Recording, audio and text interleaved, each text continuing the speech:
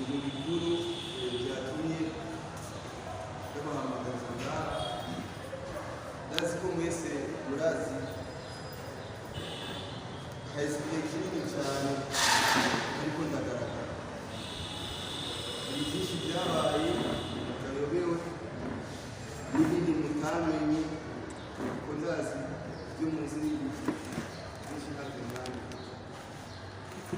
ariko kenshi haboneka amayefe cyangwa amakonsekansi y'ibirukana. Hirya y'ejo narashoboye gushyira hamwe indirimbo yitwa Mugamba mu masaha 80 biragiye. Ntibivuga abantu benshi bibajije yuko maybe no kurondera uko benshi bavuga cyangwa ikindi, ariko jewe ntibyambabaza kuko icyo nzi ni uko nabo ubwabo bataba barishimye ibyo, ntabwo baba bazi biriya n'ibyo babona ibintu biba, benshi bibaza ko ari ibintu bifeke. Rero nicyo gituma ndabakora inshinga kugira ngo ndababwire ukuri, ko ndazi benshi muri mwe mufise biyumvira ibi na biriya, ibibazo ibi na biriya, ariko ukuri guhari ni uko Jimenya yari konekte mu maserveri atandukanye, zari mu makompiyuta ari n'izindi zari mu mafoni. Rero igihe sora indirimbo nijoro narashoboye kubyuka, ndibuka cyari kinjiwe ndagenda muri telefone yanjye ndaraba, ariko mbona amanotification baguma bambwira balayikinga ku makomenti yanjye, bana komenti je na postage, oya komenti nagiye gukomanta kuzindi channel. Ariko je habitude yanjye ntabwo nkunda gukomanta na YouTube, ushobora gukomanta n'ahandi Facebook, Instagram, ariko YouTube ntabwo nigera gukomanta. Bavuga why abantu bashobora kulayikinga ibintu na komanse kwandika, ngiye kuraba mbona ahantu babanditse ngo Nelson Bro, kandi iyo comment ikaronka amalike menshi, itangura kunshaka. Shavuga ati reka rero ninjire neza indani byo kuraba. Ngira ninjire, nari kumwe naoka chanamubwira umutwe w'umufana na byaroreze, ndacyakinga kidogo, ndagenda muri douche, garutse nsamarira kuri kote kidogo, umujournaliste yari arambwira yuko ari byo bitarakora ibirayi, ntegereje bacyambwira numvirize iradiyo. Ngiye kumviriza iradiyo ndamwumva, hanyuma mu nyuma acarantelefona kandi ndamubaza what's wrong, acambwira ngo indirimbo yawe nengera ndayivuze ariko ndayibuze. Numva sinabyumva fresh, turayibuze irabe fresh, arambwira ati ndayibuze. Nshagenda kwikonekta muri Gmail, asanga nahanje isigura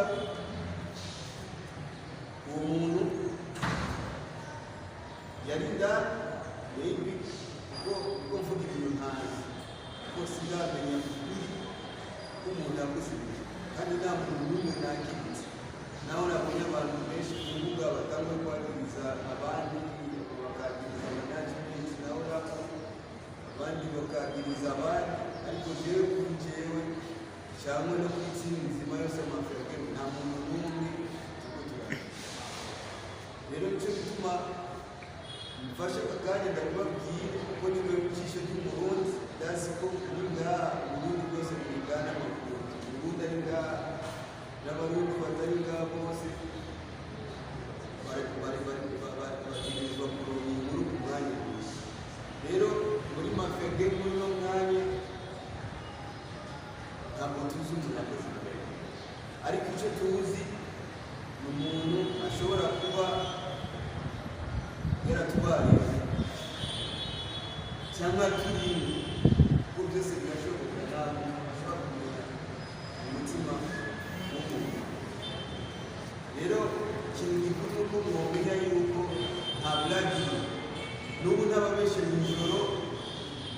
naraye kwa Protinga, naraye na Protinga kuko sinzi ko murabirya video bipima amajiga menshi ya projet yayo bipima section.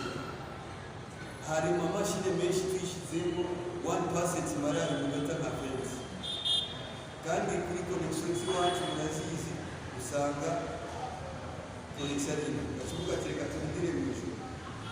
Nagiye mu ijoro ari umugenzi afise icyuma kinini kinyarutsa twaprotize kugira nibyashika abantu tuko turasaba abantu babitunganyirize bya YouTube na Gmail bishyize ntibikuye. Ntabwo twobwira umunezero abenegihugu n'abakunzi, kuko icyo nzi kandi nshimira n'abantu muri rusange nuko kabisa baratwereka urukundo rudasanzwe, nta bujyajya burimo naki, kuko bakaba baragikunze. Kandi ndazi mu bibababaza nabo nyine ni kubona batagifise muri quality. Indirimbo yamaze amasaha 80 bisigura ko hariho nombre z'abantu maybe bari mu bindi bashobora kuba batari muri quality, nabo bakeneye kubibona muri quality.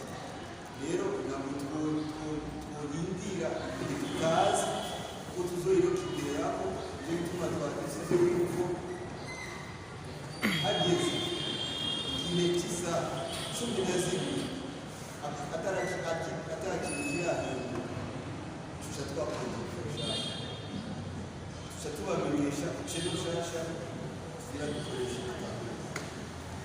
Rero umunyamukuru z'uno munsi yifuza kubamenyesha hanyuma